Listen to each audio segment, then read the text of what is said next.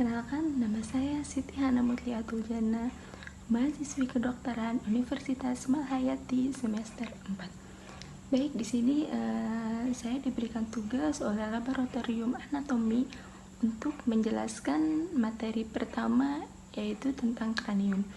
Nah, sebelumnya kranium itu bisa disebut dengan tulang tengkorak. Baik, sebelum masuk ke materinya, yaitu kita harus mengetahui dasarnya dulu. Nah, di dasarnya itu yaitu kita pertama kepala dan leher. Nah, di sini kita hanya menjelaskan kepala karena kita di sini sedang melakukan di blok neuro. Nah, kepala itu ada terbagi menjadi beberapa regio. Ada regio frontalis yang ini, regio orbitalis. Nah, yang ini orbitalis yaitu mata ya. Regio temporalis. Nah, regio temporalis yang ini. Regio nasalis, ini regio nasalis. Terus ada regio infraorbitalis yang ini. Ada regio zygomatica yang ini. Ada regio oralis yang ini. Regio buccalis. Nah, regio buccalis yang ini. Dan regio mentalis. Nanti kita bisa melihat yang di tampak sampingnya juga.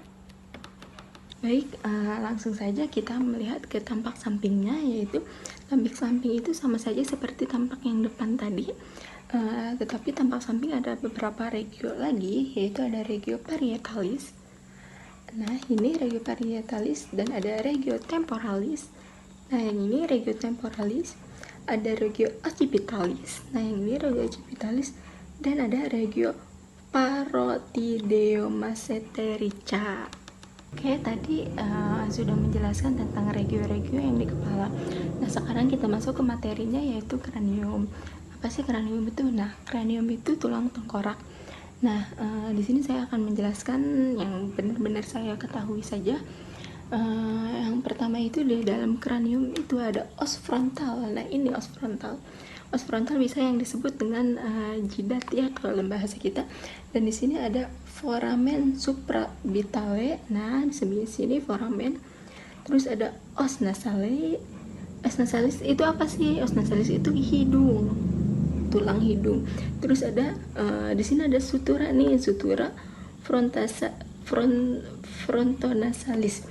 Nah, apa sih fusura frontonasalis itu? Nah, fusura itu yang menggabungkan garis, kalau kata kita ya, garis yang menghubungkan antara si frontal dengan si nasal. Nah, selain ada fisura juga di sini ada yang namanya zygomaticum facies lateralis. Nah, yang ini. Terus ada maxilla. Nah, ini maxilla.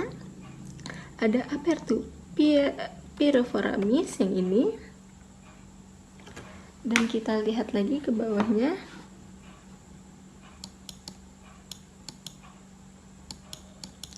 Ada mandibula. Nah, ini namanya mandibula. Tuh, di sini dijelaskan tentang Leopold, yaitu Leopold 1, Leopold 2, dan Leopold 3. Apa sih Leopold itu? Yang Leopold itu yaitu fraktur. Biasa fraktur itu apa sih? Fraktur itu patah. Nah, di sini tuh tanda-tanda yang biasanya sering terjadinya patah tulang. Nah, di sebelah sini ada Leopold 1. Nah, patah tulang itu yang sebelah sini, yang garis di sebelah sini. Nah, Leopold 2, nah ada di sebelah sini garisnya. Nah, Leopold 3 sebelah sini. Nah, di sini saya akan bacakan catatan klinisnya. Nah, catatan klinis kecelakaan mobil merupakan salah satu penyebab tersering fraktur midfacial yang diklasifikasikan menurut Leopold. Nah, ini ya, tadi Leopold gambar-gambarnya. Ada Leopold 1. Nah, penjelasan Leopold 1. Yang pertama, garis fraktur horizontal disertai terpisahnya maksila bagian alveolar secara tersendiri. Nah, maksila mana? Nah, ini. Terus Leopold 2. Leopold 2 garis fraktur piramidal yang mengenai maksila di regio intraorbitalis os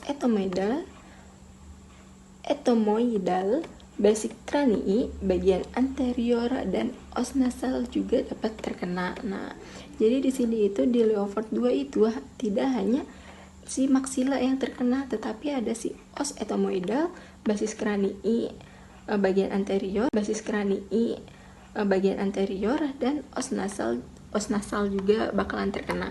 Dan ada leopard 3. Apa sih leopard 3 itu? Leopard 3 garis fraktur transversal dengan disosiasi kraniofacial. Nah, di sini nih dari telinga nih ke sini. Itu leopard 3. Oke, baik, kita lanjut ke gambar selanjutnya, yaitu yang ini ya. Perbedaannya sebenarnya sama aja kayak yang tadi, cuman bedanya ini diwarnai. Kenapa sih diwarnai? Karena agar kita tuh gampang menghafalnya. Nah, di sini tambahan lagi nih, ada tambahan sutura nih. Banyak sutura, ada sutura frontolacrimalis. Nah, yang ini. Terus ada maxilla protractus frontalis. Nah, yang ini. Ada sutura sphenofrontalis. Nah, yang ini sutura frontalis. Nah, terus di sini di orbital tadi kan ada yang namanya orbital. Nah, di sini ada tambahan nih, orbital itu ada yang namanya os sphenoidale. Nah, os sphenoidale itu dibagi menjadi dua nih, ada ala minor, ada ala major. Nah, kenapa sih kok ada ala minor, ada ala major? Karena di sini ada yang kecil dan ada yang terbesar. Nah, yang namanya kecil itu yang disebut namanya ala minor, sedangkan yang terbesar yaitu yang disebut ala major. Oke, terus kita lanjut lagi. Kita ke bawah ya. Nah, di bawahnya itu ada yang namanya consa nasalis media. Nah, yang ini consa nasalis media itu yang di dalamnya, yang di dalam os nasal yang tadi. Terus ada foramen intraorbital. Nah, ini foramen intraorbital. Terus ada yang namanya sutura intermaxillaris. Nah, ini sutura intermaxillaris. Terus ada foramen mental. Nah, ini foramen mentalnya. Dan ada corpus mandibula. Nah, ini yang dinamakan corpus mandibula.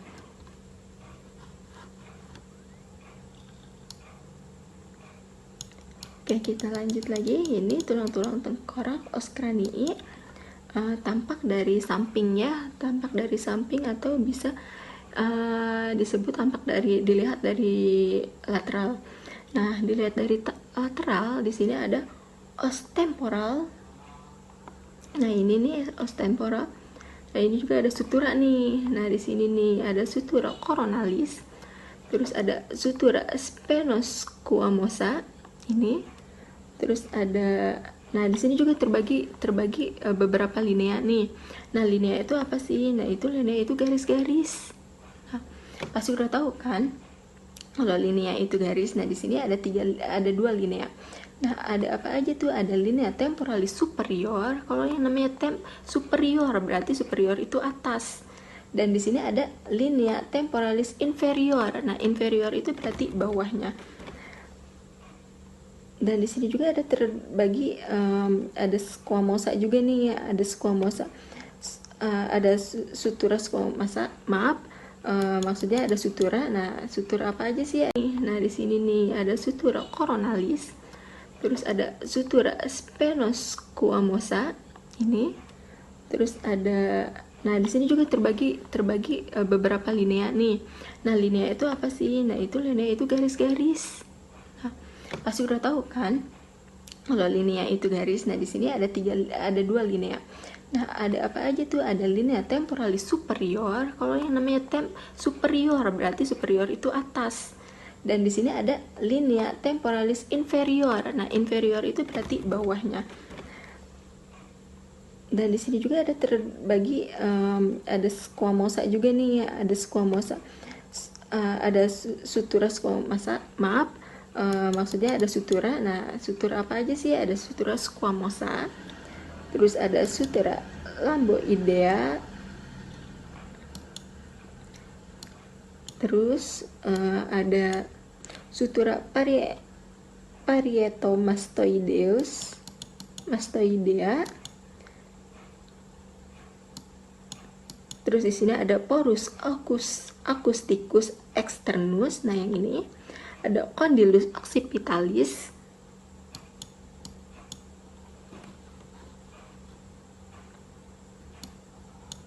Terus ada arcus zygomaticus. Nah ini ya arcus zygomaticus. Ada foramen mental yang tadi yang tampak dari depan itu. Oke, baik, kita lanjut ke gambar selanjutnya, yaitu melihat kepala tampak dari atas, atau dalam bahasa anatominya yaitu superior, melihat dari superior. Ada apa aja, yaitu tuber frontal. Nah ini tuber frontal. Dan di sini ada sutura juga nih. Ada sutura, apa sih suturanya? Yaitu sutura coronalis. Nah, mana sih sutura coronalis? Nah, ini nih sutura coronalis. Nah, ada juga bregma. Nah, ini nih bregma nih. Terus ada juga dia itu terbagi dari dua linea juga nih. Dua linea ada apa aja? Yaitu ada linea temporalis superior, ada linea temporalis inferior, sama ya kayak tadi. Terus ada vertex, ada tuber parietal, ada. Nah di sini juga ada sutura lagi nih, yaitu sutura sagittalis. Nah yang ini sutura sagittalis nih, ini sutura sagittalis.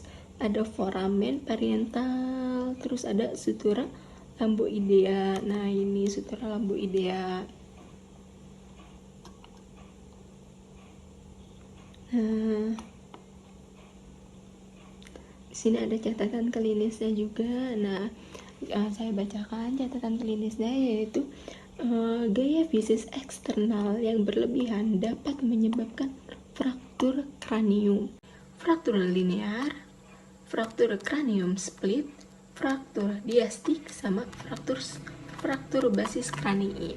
Oke, saya akan menjelaskan yang tentang fraktur cranium. Fraktur linear itu apa sih? Fraktur linear itu yaitu yang memperlihatkan garis-garis fraktur yang jelas. Dan ada juga fraktur cranium split. Apa sih? Dengan banyak fragmen tulang, fraktur impres dengan bagian-bagian tulang mengarah ke dalam dan dapat menyebabkan kompres atau robeknya durameter serta cedera jaringan otak. Nah itu dinamakan fraktur cranium split. Ada juga fraktur diastatik. Apa sih fraktur diastatik itu? Dengan garis fraktur yang melibatkan sutura dan menyebabkan melebarnya sutura. Nah ya sutura yang tadi itu bakalan yaitu melebar atau bisa dilibatkan fraktur. Nah itu yang namanya fraktur diastatik. Dan ada fraktur basis kranii. Apa sih fraktur basis kranii? Yaitu semua fraktur yang menyebabkan luka terbuka di kulit kepala dan fraktur yang mengenai sinus paranasalis atau telinga tengah, dan fraktur yang dianggap sebagai fraktur terbuka dengan resiko infeksi. Nah, fraktur jenis ini memerlukan intervensi bedah. Nah, berarti kalau misalkan sudah mendapatkan fraktur basis kranii, berarti harus dilakukan pembedahan. Nah, di posterior juga ada sutura nih. Sutura sagittalis. Tadi ya, yang tadi ada sutura sagittalis yang tanpa superior. Terus ada foramen parietal. Nah, yang ini foramen parietal. Terus ada sutura lambdoidea. Nah, yang ini sutura lamboidea. Nah, ini. Dan di sini juga ada sutura parietomastoidea. Nah, ini parotomastoidea. Nah, terus ada sutura ocyptomastoidea. Nah, yang ini. Dan ada foramen mastoideum. Ini foramen mastoideum.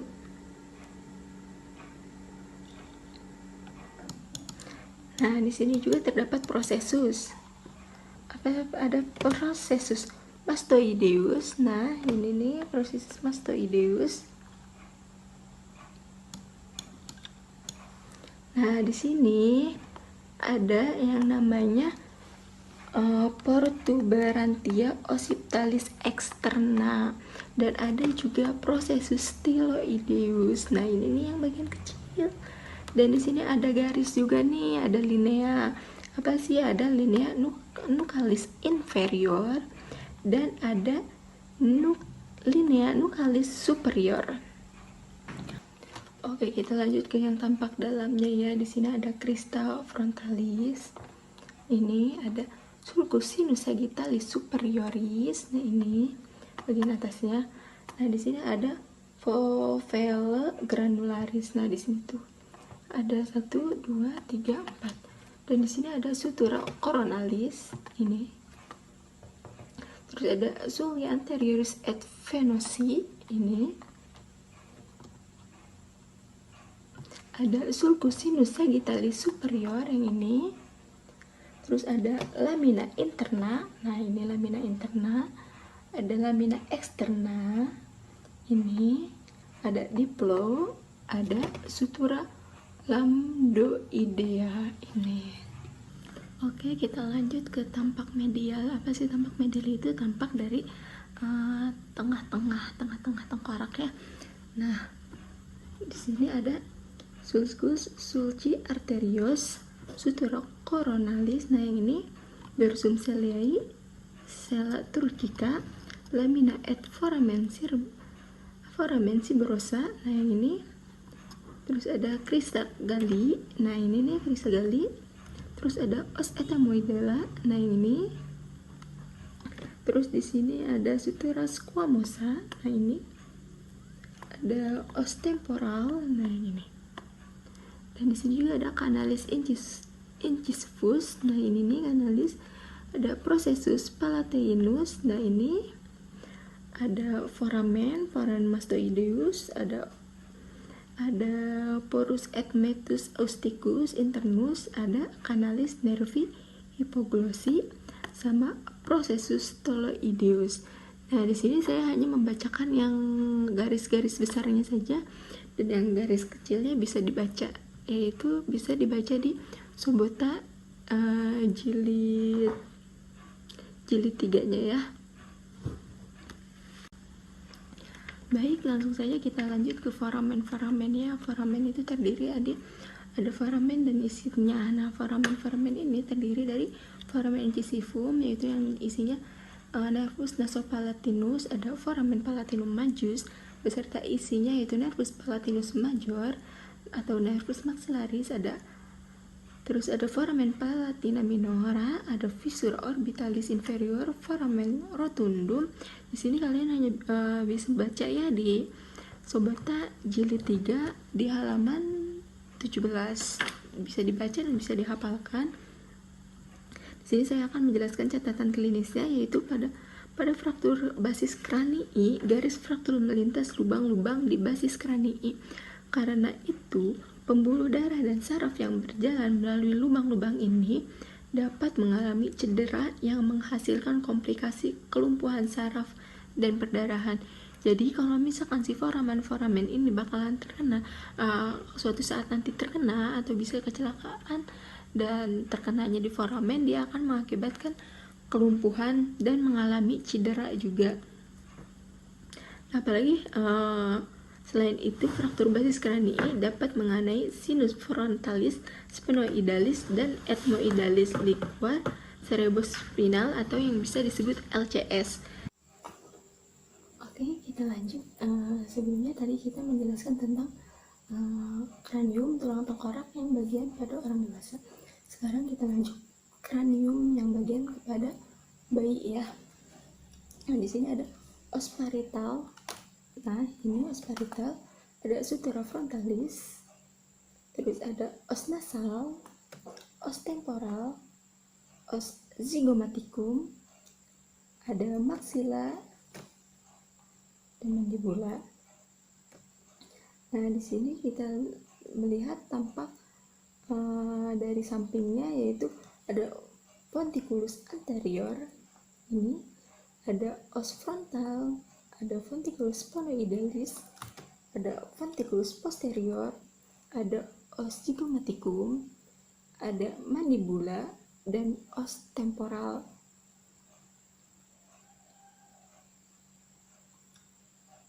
Nah, di sini kita lihat tampak atasnya ya, atas tampak superior, yaitu ada sutura frontalis, ada fonticulus anterior, ada sutura coronalis, ada ventriculus posterior, ada sutura sagittalis, dan ada sutura lambdoidea. Oke, di sini dijelaskan tentang si fontanel nih. Nah, fontanel pertama ada ventriculus anterior. Nah, ventriculus anterior itu si fontanel ubun-ubun. Nah, tahu kan pada bayi itu biasanya ada ubun-ubun. Nah, dia itu bakalan tertutup sekitaran 36 bulan kehidupan. Nah, terus ada yang kedua itu ada ventriculus posterior. Nah, itu fontanel ubun-ubun yang kecilnya. Dia itu penutupannya itu di bulan ke sekitaran 3 bulan kehidupan. Terus ada ventriculus penoidalis atau fontanel anterior lateralis. Nah, dia itu sekitar 6 bulan kehidupan. Dan ada ventriculus mastoideus, yaitu fontanel posterior lateral, dia itu sekitar 18 bulan kehidupan. Di sini ada contoh penyakit yang dialami oleh si bayi. Nah, di sini lihat gambarnya seperti ini. Ini tampak atas dan ini tampak samping. Nah, di sini itu gambaran klinis ini terjadi akibat penutupan prematur sutura sagittalis atap tengkorak kalivari terlalu panjang. Nah, jika penutupannya terlalu panjang, dia akan seperti ini contohnya. Seperti ini. Ya. Di sini ada catatan klinisnya, saya bacakan. Distosia adalah penyimpangan dari pertumbuhan normal tulang, penutupan prematur satu atau lebih sutura menyebabkan craniosinostosis, penutupan prematur sutura sagittalis menyebabkan perluasan tengkorak di regio frontalis dan occipitalis. Tengkorak menjadi lebih panjang dan sempit atau bisa disebut scaposefali. Penutupan prematur sutura coronalis menyebabkan akrosefali, juga dinamai turisifali,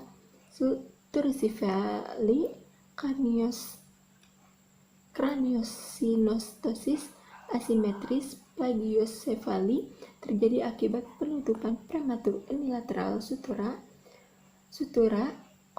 coronalis dan lambdoidea. Mikrosefali terjadi akibat gangguan pertumbuhan otak karena pertumbuhan tulang tengkorak atau bisa disebut osak kranii menyesuaikan diri dengan ukuran otak. Oleh karena itu, ukuran otak yang kecil menyebabkan neurokranium tidak berkembang dan retardasi mental pada anak dengan mikrosefali. Baik, mungkin cukup sekian yang bisa dapat saya jelaskan. Mohon maaf jika ada kesalahan karena di sini saya juga masih dalam proses pembelajaran. Dan terima kasih untuk yang menonton video ini, dan jangan lupa di like dan share ke teman-temannya ya, karena like kalian bermanfaat untuk tugas saya. Terima kasih, sekian. Wassalamualaikum warahmatullahi wabarakatuh.